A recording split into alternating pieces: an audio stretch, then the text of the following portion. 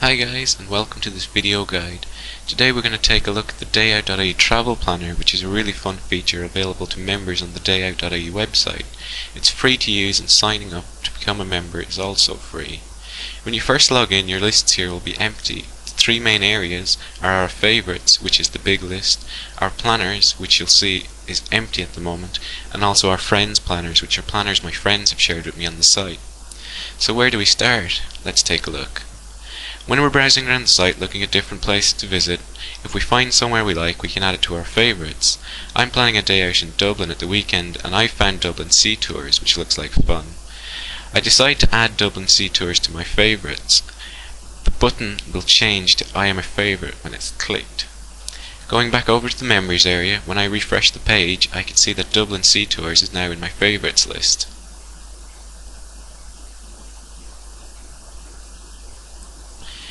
Now that I've got items in my favourites, I need to add them to a planner. To do that, I need to create one. I can do this by clicking Add to Planner beside any one of my favourites that I'd like to do while I'm in Dublin and clicking Create New.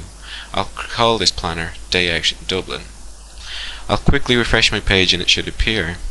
There it is. Now I add a few more favourites. This time I won't need to create a new planner. I'll just add it to my existing Day Out in Dublin planner.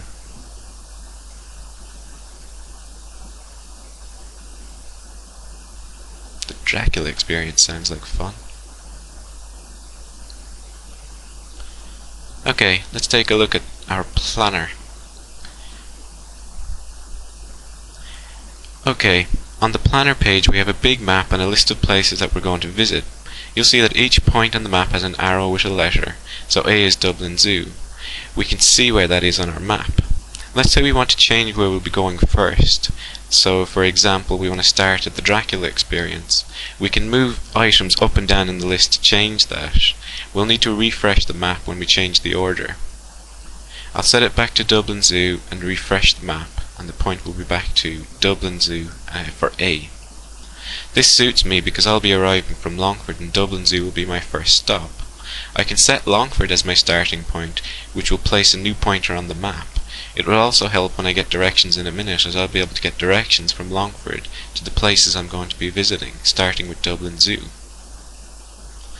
I'll click Add a Starting Point and it tells me to click on the map to set my starting point. I'll need to move the map out a bit so that I can see Longford. So west, and here's Longford, and I'll click Set My Starting Point. Click to set my starting point, sorry. You'll see that point A is now Longford, where I'll be starting from. Next stop then is Dublin Zoo, and so on.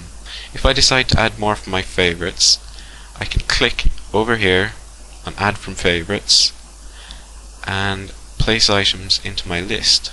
So let's say I wanted to add Christchurch Cathedral.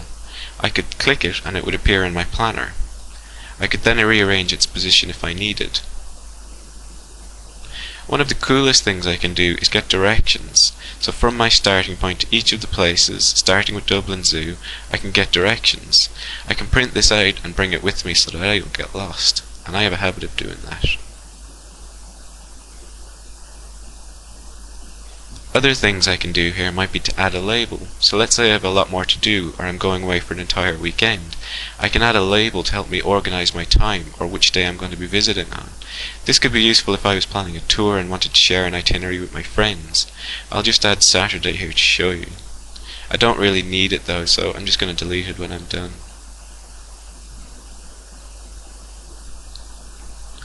Let's say next that I decide to stay in Dublin on the night of my visit. I can use this section over here to find accommodation in Dublin. Better still, I can find somewhere to stay within a certain distance of one of the places I'm going to visit. Let's say I want a 4-star hotel within a 5-kilometre radius of Dublin Sea Tours. I can just click these here and hit Submit, and I'll get to see what's available. Clicking the pointer on the map will show me the hotel details so I can decide.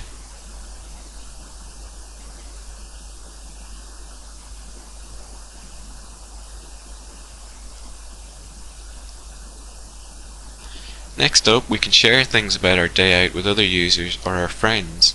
We can upload pictures and tell people what we thought about our day out in Dublin. We might tell people where we had lunch or what the places were like. Next, we can decide how we want to share our planner. If we don't want to share it, we can leave this section alone.